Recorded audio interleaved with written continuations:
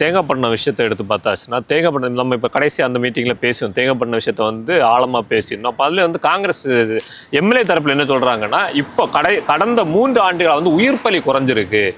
தேங்காய்பட்டினம் துறைமுகம் வந்து ஓரளவு சீரமைச்சு உயிர்ப்பலி வந்து குறைச்சிருக்கும் அப்படிங்கிற மாதிரி ஒரு விஷயத்தை வந்து அவங்க சொல்கிறாங்க.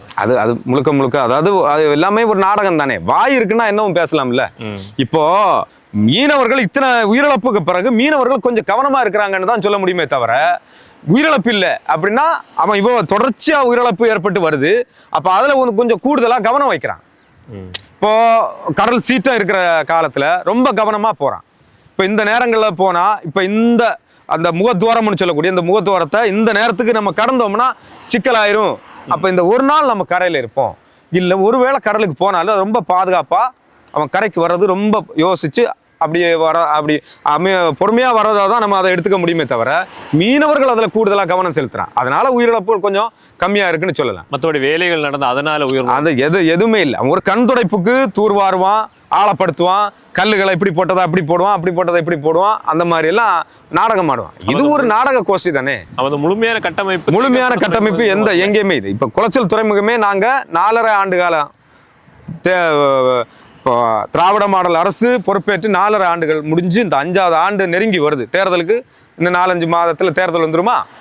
இப்ப 4.5 ஆண்டுகளா அவர் கொடுத்த வாக்குறுதி தான், நான் விரிவாக்கம் பண்ணுவேன். ஏன் அதை முதல் ஆண்டுல பண்ண முடியல?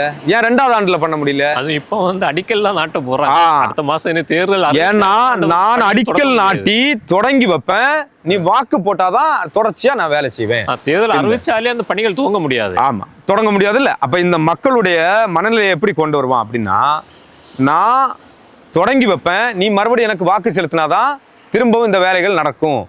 இனி வேற ஒரு அரசு வந்துச்சுன்னா நீ ஒன்னேன்னு கோரிக்கை வைக்க வேண்டியிருக்கு. இது மக்கள் மத்தியில மக்கள்கிட்ட இவங்களே கட்டமைப்பாங்க. இந்த நிர்வாகம் இருக்குல்ல, இந்த நிர்வாக கட்டமைப்பை இவங்களே கட்டமைப்பாங்க.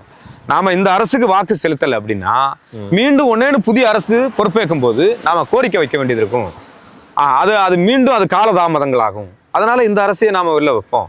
இவங்க ஏதோ 4 வருஷமோ 40 வருஷமோங்க செய்யறாங்கல்ல, அதைத்தான் மக்கள் பாக்குறாங்களே தவிர இதெல்லாம் ஏமாற்று வேலை அப்படின்னு அந்த இதுக்கு உள்ளே மக்கள் வரல.